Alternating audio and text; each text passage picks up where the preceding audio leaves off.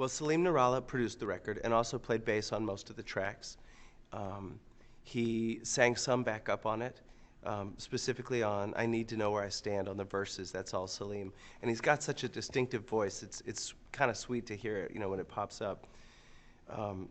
He was playing bass while we were cutting a lot of the tracks live, so he's multitasking in his brain between producing and hearing the big picture and also hearing his bass lines, and just such a talented guy. And his influences overlap with mine like 90%. So we're kind of of one mind when it comes to a lot of things.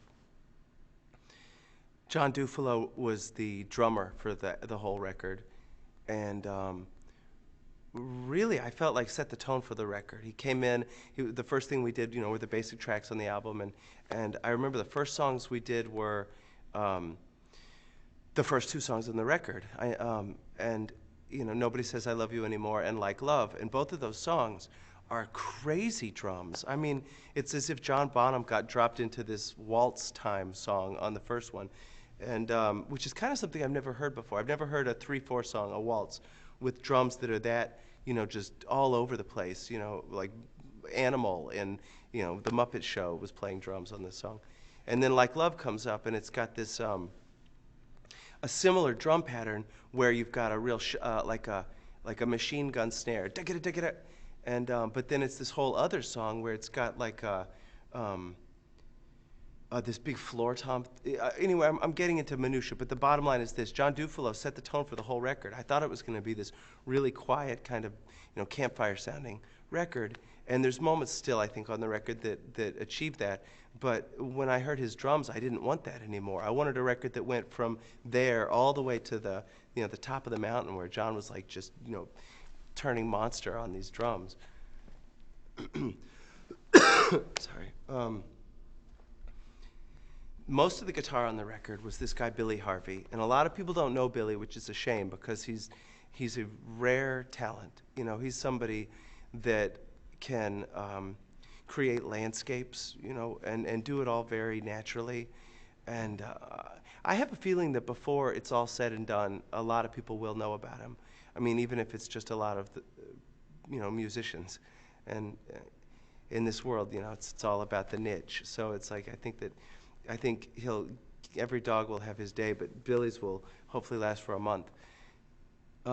Billy Harvey came in from Austin and spent just a handful of days, like 4 or 5 days, playing guitar, and we worked him for like 12 hours a day, and it was so inspiring, the stuff he would do. I would just sit there watching him in awe of what and I knew that he could shred, in that way that guitar players in Guitar Center or some store can sit there and go blah, blah, blah. But I loved that he didn't. I loved that he showed so much restraint, and he does things that are ridiculous, but they don't sound ridiculous. They sound very natural, very like it's like if he wanted to show off, he could, but he let the song dictate what needed to happen sonically, and I mean, he added all the texture, all the filigree on top of the bottom end that Salim and John had put down. So then the X factor on the record is the great John Bryan, who we mailed off tracks to in Los Angeles while we were working in Dallas. And John would, I think he was probably doing it in the middle of the night or like in some random 5-minute window that he had free. And he'd go in and send us back tracks. The bass line on the first song on the record, Nobody Says I Love You Anymore, is John Bryan.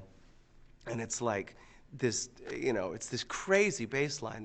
And at one point in the outro, he goes, doo-doo-doo-doo-doo. It does this like, I mean, I would say who it sounds like, but I don't know anybody that it sounds like. It just sounds like John Bryan.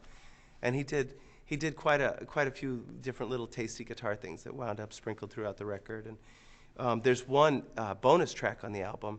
I'm not sure where it'll turn up, but it's an alternate version of Caroline that's got a John Bryan guitar extravaganza that happens on it that's like, out of this world. And it was the stuff he was working on when we were making The Instigator. He was learning to do these Chet Atkins guitar things where you bend a string up, pick up another string, and bend it up at the same time. So it sounds like a pedal steel's playing, but it's not. It's this crazy one man playing guitar. And like the fact that one person can do that blows my mind. But that's John Bryan. So.